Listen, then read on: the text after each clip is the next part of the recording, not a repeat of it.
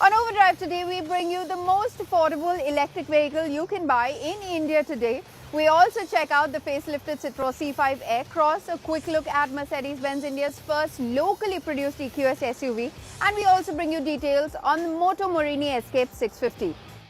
Hello and welcome to Overdrive. I am Soini. Tata Motors is taking big strides in the mass market EV space. The brand has finally launched the most affordable electric car you can buy in the country today. The Tiago EV, starting at an introductory price of 8.49 lakh rupees for the first 10,000 customers, is honestly a steal, and Tuhin tells you why.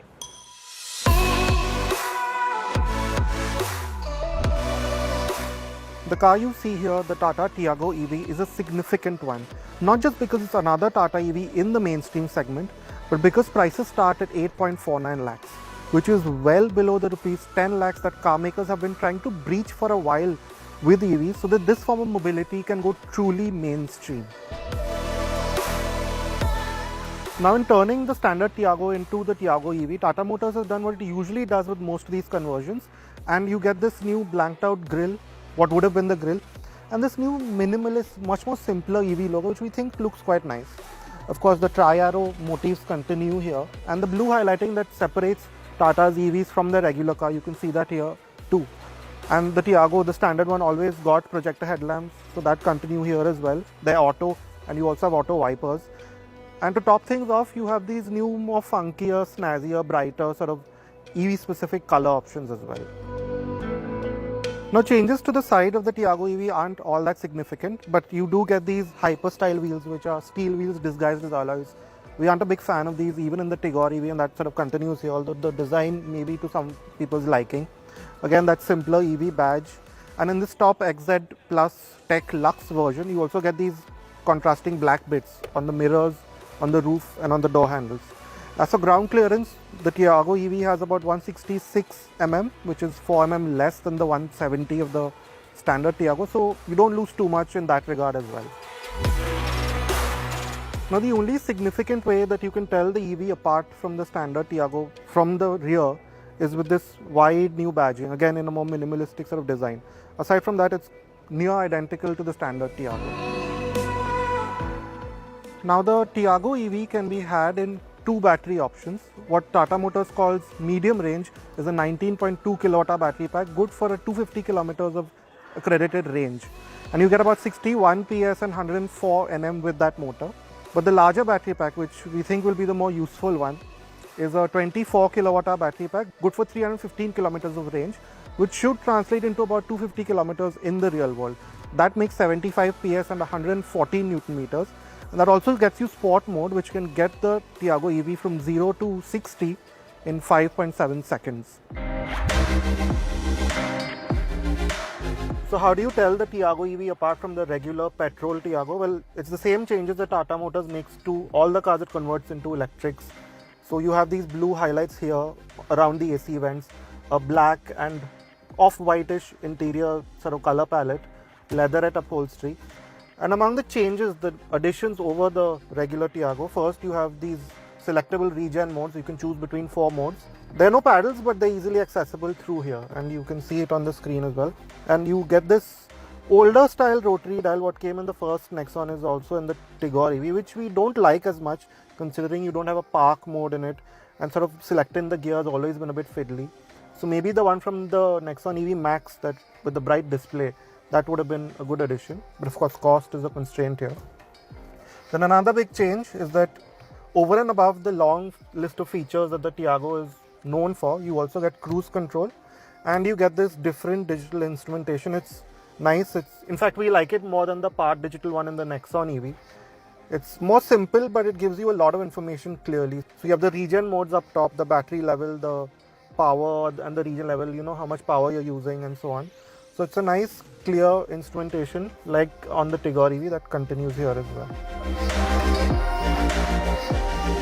Now, the Tiago EV has always been popular because of the amount of features that Tata Motors crams into this small hatchback, and that stays true with the EV version as well. Like we just mentioned, you get even more features. So what's been carried over, you get standard climate control, which is a good addition. You get this nice 7-inch touchscreen. May not be the best touchscreen, but you still get 8 speakers with Android Auto, Apple CarPlay, you get leatherette upholstery, you get projector headlamps, you get a height adjustable seat for the driver, you get a powered adjustment for the mirror. So it's reasonably well equipped, quite well equipped for the segment it operates in. Now to fit this 24 kWh battery pack into the Tiago EV, Tata Motors has split it into two parts, considering the smaller body shell it has to work with here. And that has led to some compromises, but not up to a level that you might expect. It's been quite neatly packed in. So of course, the floor is a bit higher up than you would expect in the regular Tiago, which means you sit in a slightly knees-up position. There's slightly less under-thigh support because of that. And you also have this big central tunnel here, which also holds the battery cells. So yes, space for the third passenger isn't what it used to be, but you have a comfortable seat back, a nice angle to it, fairly large windows, a lot of knee room and headroom. So as a four-seater, at least the Tiago EV still works perfectly fine. Now, one of the compromises that Tata Motors has had to make to convert the Tiago into the EV version that this is in terms of boot space. You get 240 litres and that's without the parcel shelf, which means that longer road trips with all four passengers is going to be a bit difficult. Another drawback is that you don't get a spare wheel, which isn't ideal for our conditions, of course. That's because the battery pack, a part of it at least, sits here underneath the floor where a spare wheel usually would be. So it's fine for say a short hop around closer to town, but a longer road trip packing luggage for four might be difficult with the Tiago EV.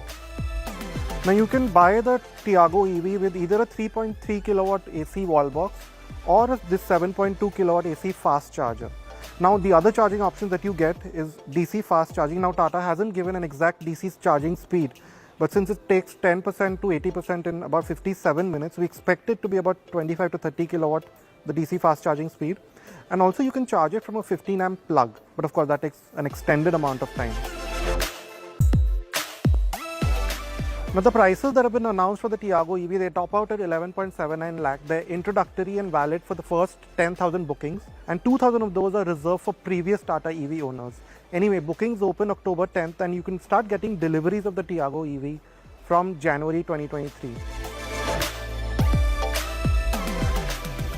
Well, the Tiago EV wasn't the only electric car in news this week. Mercedes-Benz India has launched its very first locally assembled EV, the EQS 580 4MATIC. The first made in India Mercedes-Benz EQS 580 4MATIC has launched in India at an incredible 1.55 crore rupees ex-showroom pan-India.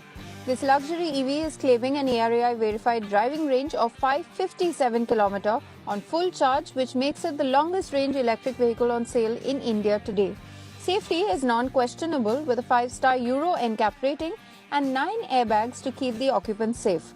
There's additional peace of mind with 2 years or 30,000 km service interval and 8 years and unlimited kilometer of battery warranty. Local assembly starts today on the same assembly line that brings together the India-made Mercedes Maybach and the S-Class.